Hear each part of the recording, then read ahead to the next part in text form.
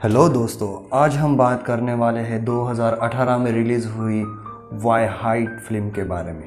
दोस्तों, मूवी की शुरुआत में हमें दिखाया जाता है कि दो 12 साल की लड़कियां अपने साइकिल पर सवार होकर जंगलों में टहल रही होती है और उनके सामने अचानक से लगभग 12 फीट लंबे बड़े बड़े पत्थर जो कि सर्कल के शेप में होते हैं वो वहां जाकर रुक जाती है और वो उन्हीं पत्थरों के बीच में खेलना शुरू हो जाती है।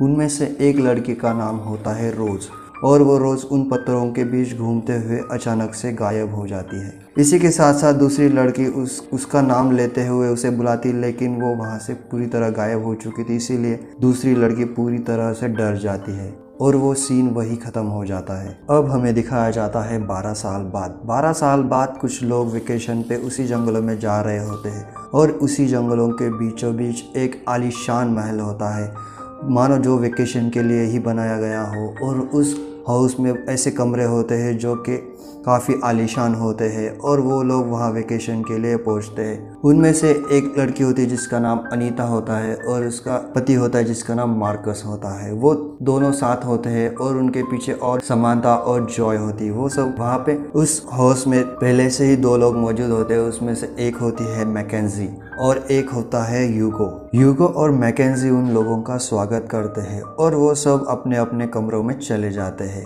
रूम में पहुंचने के बाद अनीता और मार्कस दोनों पति पत्नी होने के बाद भी वो दूसरों के अपोजिट होते हैं। हालांकि अनीता ऐसे शास्त्रों के बारे में नॉलेज रखती है जो कि टूथपेस्ट में और ऐसी काल्पनिक घटनाओं के बारे में एक प्रोफेसर होती है। उसी रात वो लोग एंजॉय करने के लिए एक रूम में जमा होते हैं और वो लोग एक दूसरे को हाल ही में चल रही जिंदगी के बारे में इंट्रोड्यूस कराते हैं। हालांकि वो सब कॉलेज फ्रेंड्स होते हैं और उन्होंने कई दिनों बाद अपनी गेट टुगेदर पार्टी करने के लिए उन्होंने वो लोकेशन चुना हुआ होता है और वो अपने आप को इंट्रोड्यूस कर रहे होते। हालांकि समानता जो अपने फिटनेस और अपनी खूबसूरती के लिए काफ़ी कॉन्शियस होती है, उस लड़कों के साथ ब्रेकअप करके एक लड़की यानी कि लिस्बियन रिलेशनशिप बना लिया है जो जो के साथ होती है। और उनमें से होती है अनीता और मार्कस। वो दोनों एक दूसरे से अलग ही बैठते हैं। मार्कस अपने ड्रिंक के साथ खुश होता है और अनीता अपने कीमती ज्वेलरीज यानी कि कपड़े खरीदने में अपना ज्यादा से ज्यादा वक्त बिताती है। उसके साथ होता है यूगो एक गे टाइप का लड़का होता है जो कि एक बिजनेसमैन भी होता है। वो लड़कियों के अंडरगारमेंट्स और लग्जरियस के प्रोडक्शन में काम कर रहा होता है और वो एक डिजाइनर भी होता है। वो मैकेंजी एक खोई सी लड़की होती है और सारे मैकेंजी के हाली जिंदगी के बारे में जानने के लिए बेताब होते हैं और वो लोग मैकेंजी पर फोकस करते हैं। मैकेंजी उन्हें बताते हैं कि मेरी जिंदगी कुछ खास नहीं चल रही। ये सब बातचीत खत्म हो जाने के बाद वो लोग डिनर करने के लिए किसी और कमरे में चले जाते हैं। वहाँ पर यूगो उनके प्लेट में एक बक्सा थमा देता है और उन बक्सों में उसने बनाए हुए डिजाइनर गारमेंट्स होते हैं और वो उन्हें पहनने के लिए कहता है। डिनर होने के बाद वो सब लोग उस कपड़ों को पहनते हैं और वो उनकी तस्वीरें निकालता है। वो लोग उसके बाद वो लोग ड्रिंक करते हैं, काफ़ी सारा एंजॉय करते हैं और इसके साथ साथ वहाँ पे उनकी पहली रात होती है। काफ़ी देर पीने के बाद वहाँ पे लेट नाइट हो चुकी होती है। उस रात ठंड बहुत बढ़ चुकी होती है और मार्कस आग जलाने के लिए उस फार्म हाउस से बाहर आता है। जैसे ही मार्कस फार्म हाउस से बाहर आता है उसे अजीब और गरीब आवाज़ें सुनाई देती है और मार्कस उन आवाज़ों की ओर ध्यान देता है, लेकिन उसे कुछ भी दिखाई नहीं देता और वो लकड़ियाँ लेकर फार्म हाउस के अंदर आ जाता है। उस रात वो लोग बहुत शराब पीते हैं और उसी शराब के नशे में कुछ लोग सो भी जाते हैं, लेकिन मैकेंजी और यूगो जाग रहे हो। तभी वहाँ पे अनीता आ जाती है। अनीता शराब के नशे में इतनी धुन होती है कि वो गार्डन में चली जाती है और वहाँ वो जोरों जोरों से गाने गाने लगती है। तभी वहाँ पे उसे एक परछाई दिखाई देती है और उसे देखकर अनीता काफी डर जाती है, लेकिन अनीता को लगता है कि उसे शराब ज्यादा हो चुकी है, इसीलिए उसे अजीब व गरीब चीजें दिखाई देती है, इसीलिए वो अपने कमरे में आकर सो जाती है। लेकिन मैकेंजी और यूगो इसी एक कमरे में जाग रहे हो। हालांकि मैकेंजी और यूगो एक दूसरे को चाहते हैं और वो वहां पर किस भी करते हैं। मैकेंजी उसे कहते हैं कि अब रात बहुत हो चुकी है और तुमने बहुत पी ली है, अब तुम्हें सोना चाहिए। वो ऐसा कहकर अपने कमरे में चली जाती है, लेकिन यूगो वहां से एक जैकेट निकालता है और उसके जैकेट के जेब में एक चिट्ठी होती है और एक पेन होता है। वो उस चिट्ठी पर आई लव यू मैकेंजी कहकर वहां पे रख देता है और वो फ्रेश होने के लिए बाहर चला जाता है। जैसे ही वो गार्डन में जाता है, ह्यूगो जैसे ही गार्डन में टहलने के लिए चला आता है, उसे जंगलों की ओर एक अजीब सी काली परछाई दिखती है जो कि 8 फीट लंबी होती है और वो उसे और देखने के लिए उसके पास चला जाता है, लेकिन वो परछाई उसके सामने आ जाती है और उस परछाई को देखकर ह्यूगो काफी डर जाता है और ह्यूगो वही बेहोश हो जाता है। उस दिन के बाद ह्यूगो कभी दिखाई ही नहीं देता। अगली सुबह जब वो सभी लोग जागते हैं तब दो देखते हैं कि ह्यूगो वहां से गायब हो चुका है। हालांकि वो लोग समझते हैं कि ह्यूगो कहीं चला गया है या फिर वो उसे किसी ने किडनैप कर लिया है, लेकिन उस फार्म हाउस के चारों तरफ घने जंगल होते हैं और वहां से निकलने के लिए उनके साथ एक ही गाड़ी होती है और वो गाड़ी वही पार्क होती है। इसकी मतलब कि वो लोग ह्यूगो को कहीं ढूंढने के लिए जंगलों में चले जाते हैं, लेकिन ह्यूगो का कहीं पता नहीं चलता। वो लोग ह्यूगो को ढूंढते हुए उसी जगह पे चले जाते हैं जहां से इस मूवी की शुरुआत में दिखाया गया था कि वहां से एक छोटी 11 साल की लड़की गायब हो चुकी थी और उन्हें वहां कुछ नहीं मिलता और वो लोग सभी लौट आते हैं। अब देर रात हो चुकी होती है और ह्यूगो का कहीं पता नहीं चलता। इस वजह से सारे लोग डिस्कस करने के लिए एक रूम में आ जाते हैं। तभी मैकेंजी काफी परेशान होती है और मैकेंजी उनके सामने वही बचपन वाली यादें खोलकर रख देती। वो उन्हें बताती है कि कई सालों पहले मैं और मेरी दोस्त यहाँ पर खेलने आया करते थे और तभी मेरी दोस्त उन्हीं पत्थरों के बीच कहीं गायब हो चुकी थी और उसके बाद मेरे पिताजी भी गायब हो चुके हैं और अब कई सालों बाद ह्यूगो भी उसी तरह गायब हो चुका है। मैकेंजी की ये बातें सुनकर सभी लोग हैरान हो जाते हैं और काफी डर भी जाते हैं। ये बातें सुनकर अनीता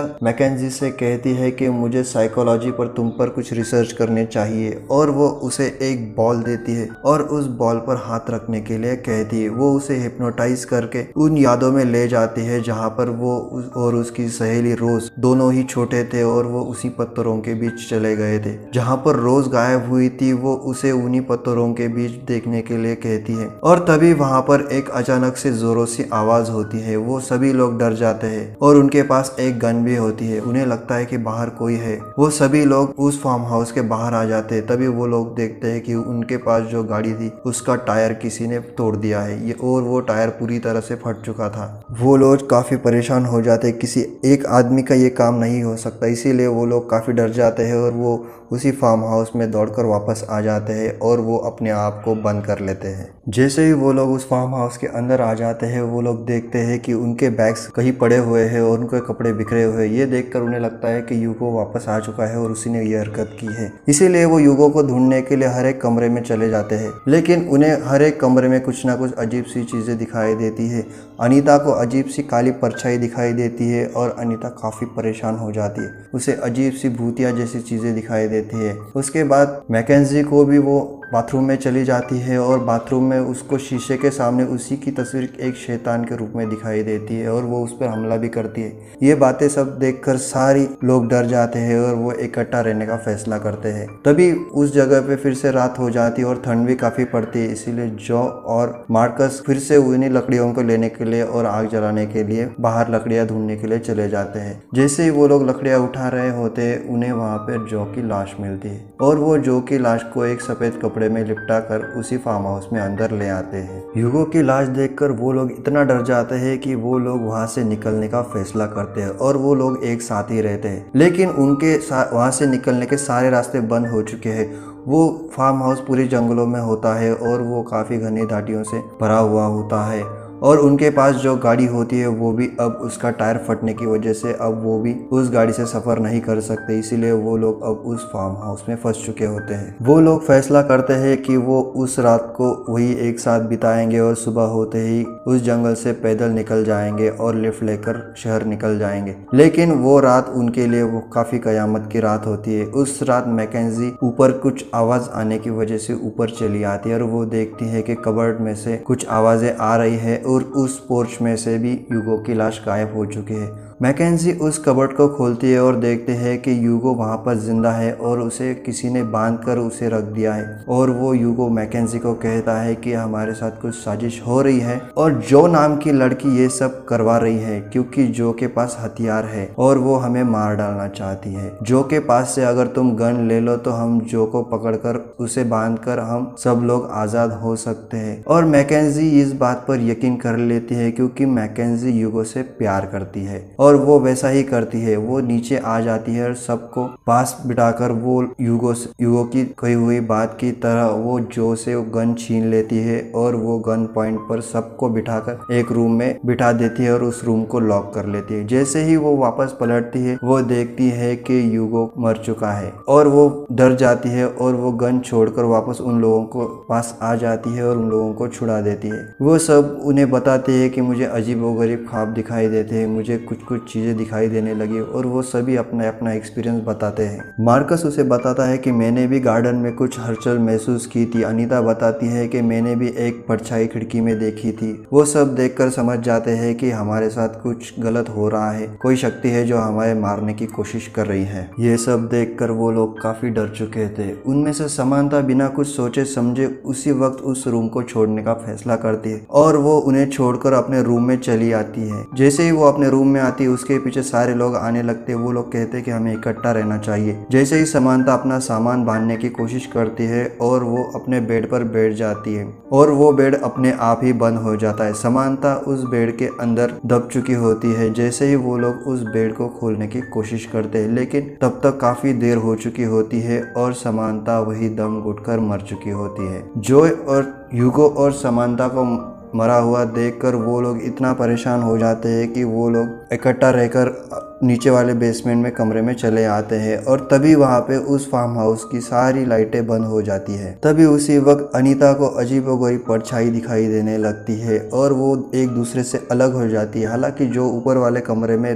दौड़ती हुई चली जाती है। जो के सामने एक अजीबोगरीब तरह से जोकर आकर खड़ा हो जाता है और वो उसके सामने आकर नाचने लगता है। हालांकि वो एक जोकर होता है लेकिन उसकी शक्ल मानो शैतान की होती है और वो उसके सामने नाचते हुए उसकी ओर इशारा करता है और तभी जो के मुंह से ढेर सारे शर्ट्स के बटन निकलने लगते हैं और इतने बटन निकलते हैं कि उस बटन की वजह से जो वही मर जाती है। और तभी उसके पास एक लकड़े का बक्सा होता है, उसमें से भी 2 बच्चे निकलते हैं और वो जोरों जोरों से गाने लगते हैं और नाचने लगते हैं। जैसे ही वो लोग इस आवाज़ें सुनकर ऊपर आते हैं वो देखते हैं कि वहाँ पे जो मर चुकी है और वहाँ पे कोई नहीं है। ये सब देखकर बचे हुए लोग अब उस फार्म हाउस से बाहर निकलने के लिए दौड़ने लगते हैं। सबसे पीछे मैकेंजी होती है। मैकेंजी को कुछ आवाज़ें सुनाई देती मानो वो उसके बचपन की सहेली हो और वो उस आवाज़ों का पीछा करते हुए उस फार्म हाउस के बेसमेंट में चली जाती है। वहाँ एक सुरंग टाइप रास्ता होता है और वो उसके अंदर चली जाती है। वो उन आवाज़ों का पीछा करते हुए वहाँ पर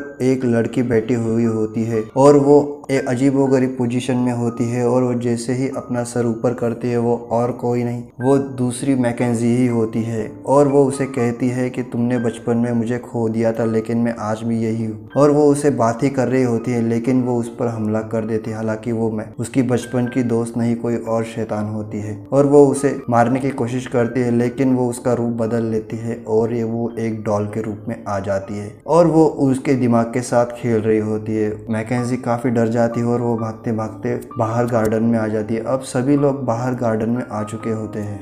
जैसे ही वो लोग उस फार्म हाउस के बाहर आ जाते हैं लेकिन उन्हें यूगो की आवाज़ सुनाई देती है और यूगो की आवाज़ सुनते ही मैकेंजी उस घर के अंदर आ जाती है। उसके पीछे पीछे मार्कस भी आ जाता है। वो देखते हैं कि यूगो उनके सामने खड़ा होता है लेकिन वो यूगो नहीं होता। हालांकि बॉडी यूगो की होती है लेकिन उस पर शैतान हावी हो चुका होता है और वो उन्हीं के भाषा में कुछ बात कर रहा है, वो कुछ मंत्र उच्चार रहा होता है। ये सब देखकर मैकेंजी यूगो पर गोलियां चलाने लगती है। तभी मार्कस वहाँ पे आ जाता है और वो अनीता मैकेंजी को वहां से छुड़ाकर बाहर की ओर ले जाने लगता है। तभी वो दोनों बाहर जाकर देखते हैं कि बाहर कोई नहीं होता और वो जंगलों की ओर भागने लगते हैं। वो दोनों भागते भागते वहीं पहुंच जाते हैं जहां पर वो पत्थर होते हैं और वहीं से मैकेंजी की दोस्त गायब हुई थी। वो उन्हीं पत्थरों के बीच जाके खड़े हो जाते हैं। तभी वहां पर मार्कस के अंदर हुई शैतानी शक्ति आ जाती है और वो पूरी तरह पजेस्ट हो जाता है। हालांकि मार्कस के हाथ में एक चाकू होता है और वो अनीता से बात करते करते अपने गले को काट लेता है और वो वही मर जाता। ये सब देखकर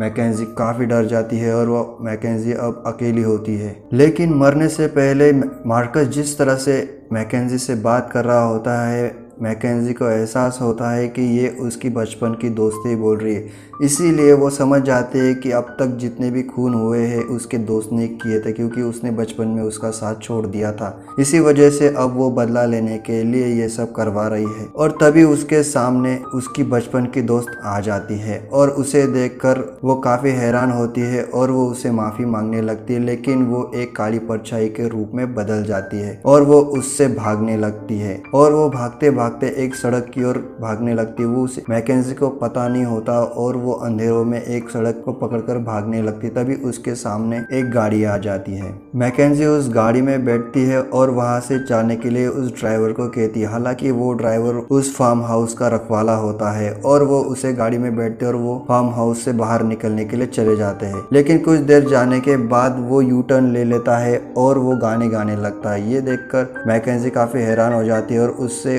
उस शहर से बाहर निकलने के लिए कहती है और वो चिल्लाने लगती है। लेकिन वो आदमी उस गाड़ी से एक हथियार निकालता है और मैकेंजी पर सिर पर मार देता है और इस वजह से मैकेंजी बेहोश हो जाती है। अब फार्म हाउस में रहने आए हुए सारे लोग मर चुके हैं। अब सिर्फ वही आदमी जिंदा रहता है जो उस फार्म हाउस की रखवाली करता है और वो उन सभी लोगों का सामान इकट्ठा करता है और वो ऐसी जगह फेंक देता है जहाँ पर कई सारे लोगों के सामान होते हैं। यानी कि अब तक वहाँ पर जो भी लोग आए हुए होते हैं उन्हीं को उन्हें मार दिया होता है और वो सबको एक पेटी में बंद कर उसी जंगल में ले जाता है जहाँ वो सारे पत्थर होते हैं और वो एक सर्कल में होते हैं और उनके बीचों बीच वो उस बक्से को रख देते हैं। तभी उस बक्से में से मैकेंजी को होश आ जाता है और वो देखते हैं कि उसे किसी ने बांध दिया है और उस बक्से में रख दिया है और उस आदमी ने उस बक्से पर तेल छिड़क देता है और उस बक्से को आग लगा देता है और उसी में मैकेंजी भी जिंदा जल जाती है। उस बक्से में वो सारे लोग होते हैं जो मर चुके होते हैं और वो वहाँ कहता है कि शैतान की जय हो, शैतान